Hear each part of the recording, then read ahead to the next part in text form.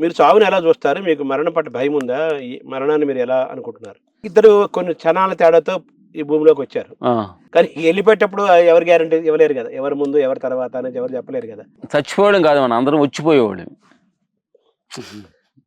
ఎక్కడి నుంచో వచ్చాము, మళ్ళీ ఎళ్ళిపోతాం. వెళ్ళిపోతున్నాం అన్నమాట. ఇప్పుడు మీరు ఇక్కడికొచ్చారు మమ్మల్ని షూట్ చేయడానికి మా గెస్ట్ హౌస్‌కి. అయిపోయింది, ఎళ్తున్నారు. అంతే. ఎళ్ళేటప్పుడు ఏమైనా బాధపడతారా మీరు? ఏమి లేదు. అది పోయేటప్పుడు ఏంటంటే చచ్చిపోవడం అంటారు దాన్ని. వచ్చిపోవడం. వచ్చిపోవడం అంటారు. మనం తెలియక మా రాంగ్ వర్డ్స్ స్టార్ట్ అయిపోయింది. చచ్చిపోతారని. ఆ! వచ్చిపోయేవాళ్ళం, మనం అందరం చచ్చిపోవడం కాదు అనేది మాకు క్లారిటీ అర్థం చేసుకున్నారు. షూట్ చేసుకున్నారు, మీకు ఏం కావాలో చూసుకున్నారు, వెళ్ళిపోతున్నారు. అట్లా నేను కూడా ఈ ప్రపంచంలో మేము ఇద్దరం వచ్చాము. ఇది కొంచెం ఊరు గేదెలు మేకలు కాదు, పొలం పనులు చేసాం, ఫైటింగ్లు చేసాం, ఫైట్ మాటలు అన్నాం, ఇది అన్నాం, ఇది మీ వీడియోల ముందు మాట్లాడాం, అందరం అన్నాం, వచ్చి వెళ్ళిపోతున్నాం. చచ్చిపోయేవాడికి బయట ఉండేవాళ్ళకే ఫీల్ చచ్చిపోయాడు అదే, కానీ చచ్చిపోడికి ఏం తెలియదు. వాడు హ్యాపీ. వాడే హ్యాపీ. చచ్చిపోయిన విషయం బయట వాళ్ళకి ఇబ్బంది, కానీ చచ్చిపోయినవాడు కాదు. అప్పుడు మెయిన్ కంటెంట్కి ఎవరు బాధ ఎవరికి ఉండాలి? చచ్చిపోయినకు ఉండాలి. వాడికి లేని వాడు హ్యాపీగా పడుకున్నాడు శవం అయ్యి, చూసేవాళ్ళు మనకెందుకు? కనకలేని దురద కత్తికి ఎందుకు అంటారు కదా. గాఢ నిద్రలో నిద్రపోతున్నాడు అనుకో, వాడు దున్నపోతున్నా నిద్రపోతున్నాడు అంటాం. మనిషి అన్నాడు అది అనుకుంటారు. దానిలో రెండుకో మూడో విషయం, నేనున్నాను చెప్పి మరణం నా దగ్గర రాదు.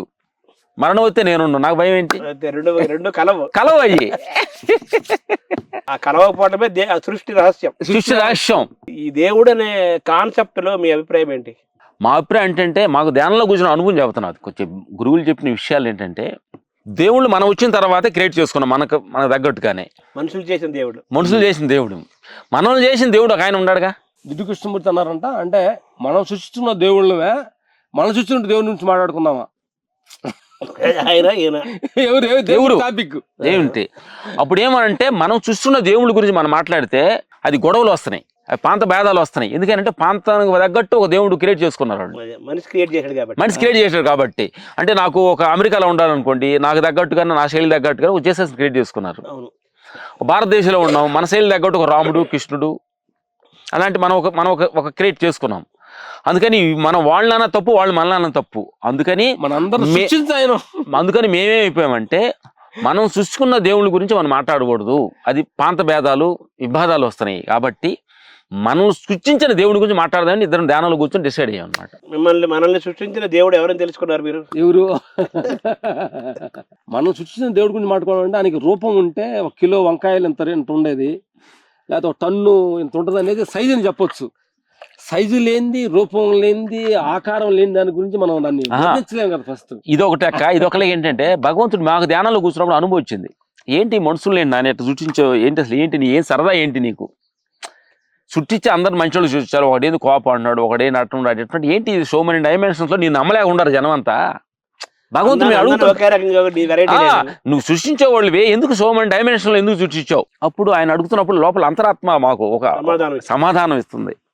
ఇప్పుడు అంతర్వాణ లోపల కాదు, నువ్వు ఓ రామలక్ష్మణులారా పేకాట ఆడుతున్నావు, నువ్వు పేకాట ఏంగిలే అన్ని ముక్కలన్నీ కరెక్ట్ గా వచ్చినావు అనుకో, ఆడి కిక్కే అని ఉంటుంది నీ దగ్గర, చాలా బోరుగా ఉంటుంది. అన్ని సెక్షన్స్ జరుగుతుంటే పిచ్చోళ్ళారా, ఇలాంటి వాళ్ళు so many dimension, so many మెంటాలిటీతో తయారు చేసింది మీ సరదాగా ఆడుకోవడానికి కోసం. వాడు మిమ్మల్ని ఇబ్బంది పెట్టాలి, వాడు అడ్డం వస్తాడు, మీరు ఇటు అడ్డం ఎట్లా వెళ్ళాలి, వాడు ఇట్లతో వాడి నుంచి ఎలా దూకాలని నీకు ప్రయత్నించాలి కదా. బోరు కొట్టదు నీ జీవితం. వచ్చిన అంత మంచిగా జరుగుతుంది, నువ్వు అనుకున్న అందరు మంచోళ్ళు, నువ్వు అనుకున్న అందరు జరుగుతుంది అనుకో, నీ కిక్కే ఉన్న జీవితంలో.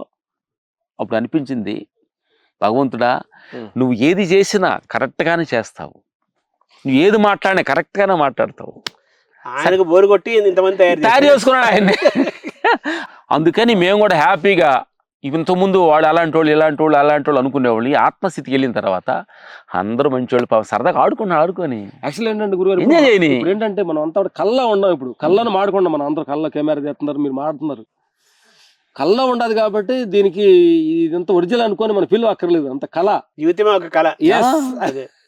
నిద్రపోయిందా కళ్ళ ఉండటం, మనం నిద్రపోయి గాఢ నిద్రలో కళలేని స్థితిలో ఉన్నదే నువ్వు నిజ జీవితం. అది అక్కడ నిజంగా మెలకువ, అది అంటే జ్ఞానం, మెలకువ. ఈ ధ్యానం అంటే ఏం లేదు గురుగారు, ప్రపంచంలో ఉండి వాటి లోపల ఉండకుండా వాటిని సాక్షిగా ఉంటే ధ్యానం అంటే ఇంకేం లేదు. మేము తెలుసుకున్నది నీకు నువ్వే సాక్షి.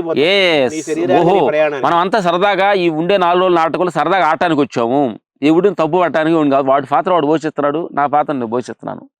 అర్థమైందా? అందుకని అన్ని పాత్రలు మంచియే, నాటకం ఫేవర్గా జరిగే పాత్రలు అన్ని.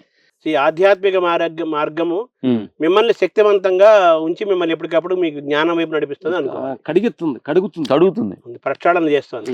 ఏం లేదు, కడగటం అంటే ఏం లేదు గురుగారు. నా పేరు మీద ఉండే మంచి కాంక్ష ఉండేది, దాని మీద కాంక్ష తీసేసింది, కడిగేసింది.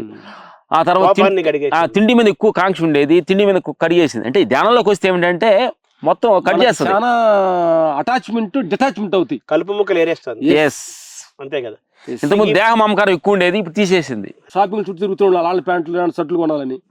ఇప్పుడు ఈ కాస వేసుకోండి, ఇది కొనాలి వెళ్ళాల్సిన అవసరం లేదు. మా అసిస్టెంట్కి ఇచ్చినప్పుడు మొత్తం 2 తీసుకొస్తాను. ఎందుకు జీన్స్ ప్యాంట్లు కావాలంటే అది ఎట్ట ఉండదు, ఆ బ్యాండ్ ఎట్ట ఉండదు, ఈ బ్యాండ్ ఎట్ట ఉండదు, కలర్ కాంబినేషన్స్ కింద షూ కాంబినేషన్ ఎలా ఉండదు ఫీల్ అవుతుంటాం. ఇప్పుడు ఏ కాంబినేషన్ అవసరం లేదు, ఒకే కాంబినేషన్ భగవంతుడి కాంబినేషన్. ఇప్పుడు 7 రంగుల ఇంద్రధనస్సు ఈడు వచ్చిన నా వయసుని అట్లే ఒక పాట రాశాడు.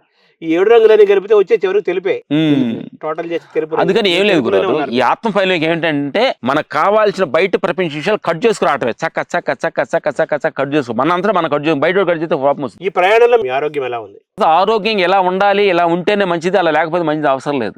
దేహానికి ఈ ప్రపంచ విషయాల్లో కొన్ని రుగ్మతులు రావచ్చు, పోవచ్చు, పోయేదానికి ఏమైనా రావచ్చు, మనకేం ప్రాబ్లం అవసరం లేదు. అర్థం కదా? ఇప్పుడు ఒక రాయికి రాదు, రాయికి జ్వరం వస్తుంది, జలుబు వస్తుందా రాదు. షుగర్ ఉంటుంది, బీపీ, థైరాయిడ్, ఇలాంటి కొన్ని డాక్టర్లు చెప్తున్న పేర్లు ఉన్నాయి కదా. ఈ యోగ మార్గంలో, ధ్యాన మార్గంలో, ఆహారం వల్ల, ప్రాణాయామము, కపాళీభాతు, సూర్య నమస్కారం వల్ల ఇప్పటికి అట్లాంటి షుగర్ కానీ బీపీ 60 సంవత్సరాలు ఏంది అలాంటివి ఏమి లేవు.